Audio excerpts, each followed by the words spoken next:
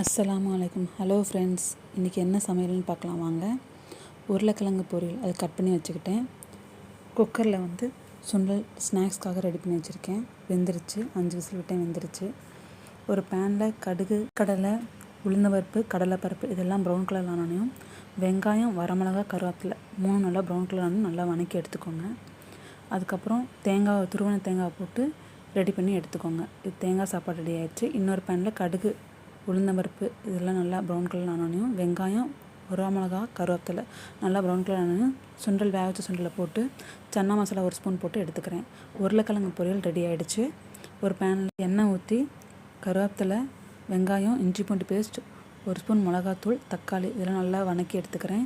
தேவையான தண்ணி ஊற்றி பாஸ்தா போட்டுக்கிறேன். பாஸ்தா வெந்ததுக்கப்புறம் ஒரு முட்டை ஒன்று உடச்சி ஊற்றிக்கலாம்.